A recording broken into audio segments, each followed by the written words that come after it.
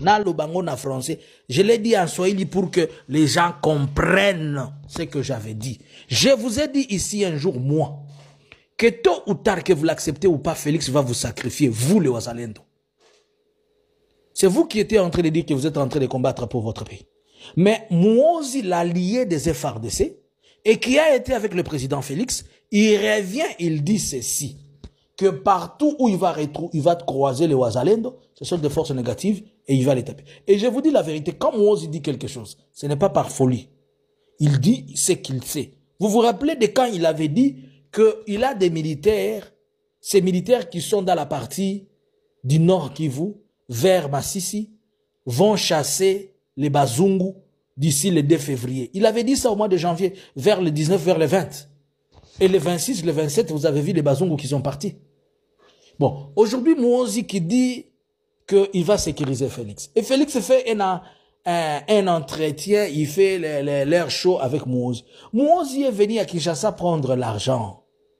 Il est venu dans un deal, il est venu récupérer des millions pour dire à Félix, tu vois, moi, je vais, et Félix, bah, et Félix a le dit, oui, Mouozi, De mes sources d'information, j'avais appris et je vous l'avais donné dans les analyses, que parmi les troupes qui ont avancé avec l'AFC et M23 vers le territoire, vers le Minova, ça qui est là-bas, même pour la prise de Bukavu, il y avait des Ougandais dedans.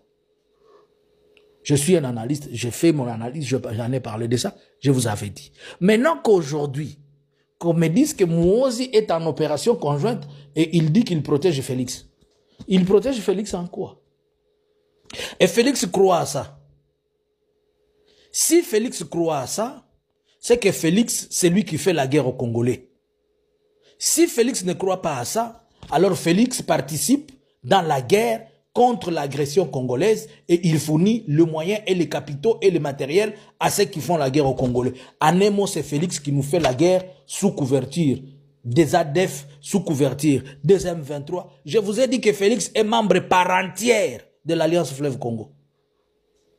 Il est le membre par entière de l'Alliance Fleuve Congo, puisque c'est lui qui avait appelé les M23 à Kinshasa, c'est lui qui a donné tout aux M23, c'est lui qui a donné même les premières armes, c'est lui qui est parti chercher les M23 en Ouganda. Il est membre par entière.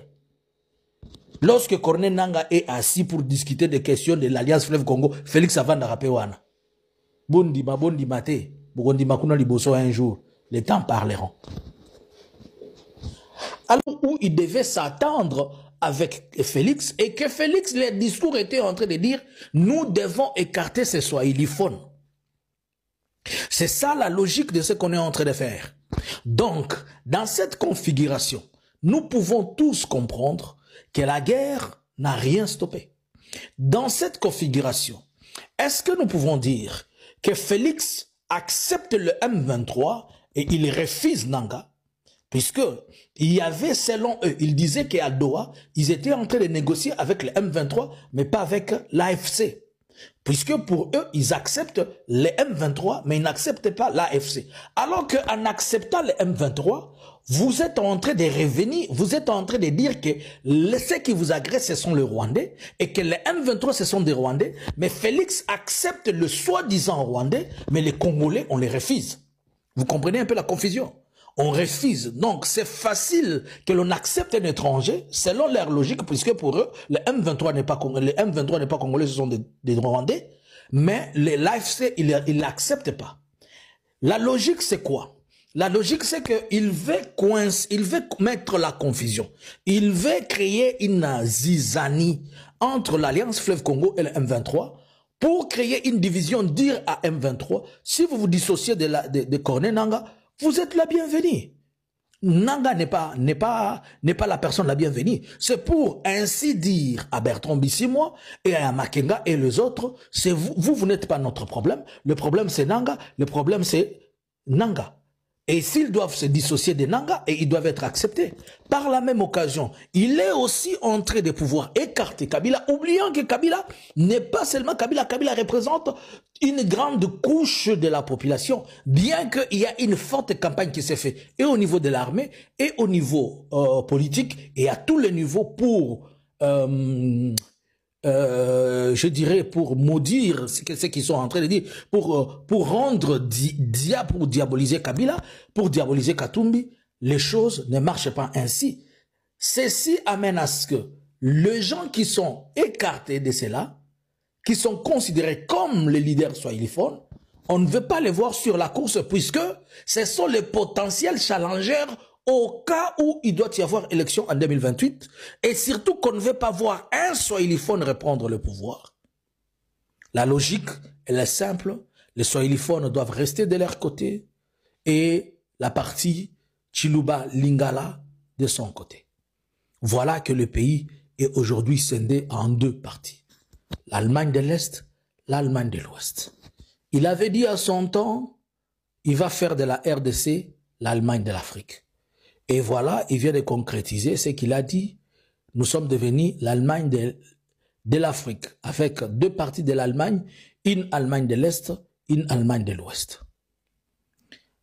Dans cette configuration de choses, seules les armes restent la solution.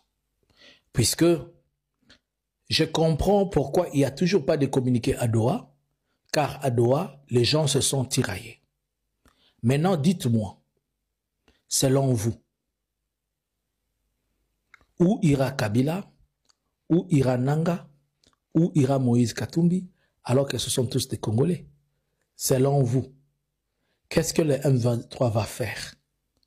Vous comprenez que la logique et la seule chose qui arrange Félix, c'est la guerre. Voilà pourquoi ils ont cru que, en négociant avec le Rwanda, ils ont trouvé la paix. Alors que négocier avec le Rwanda, c'était des problèmes État à État. Il reste maintenant que la suite parle. Je vais vous parler spirituellement pour les gens qui me suivent spirituellement. Je vais vous donner des messages de ce que le Seigneur m'a dit. Et j'étais en train de me dire, Seigneur, pourtant je pense qu'il va y avoir une lueur de paix, mais hélas, je vous informe que dans les jours qui sont devant nous, Kabila va encore parler. Et quand il va parler, ça va s'appeler l'ère de la vérité. Je vous parle là prophétiquement. Et ce n'est pas une analyse. Je vous parle prophétiquement. Je vis Kabila parler. Et quand il va parler, ça va faire encore un boom. Je vais appeler ces messages, quand je vais les publier, sur ceux qui me suivent, sur l'aspect spirituel, je vais l'intituler l'ère de la vérité. Selon vous,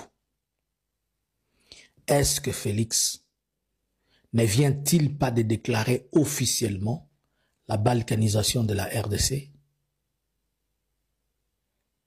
Dans cette configuration, Fayulu sera-t-il le nouveau Premier ministre ou comment?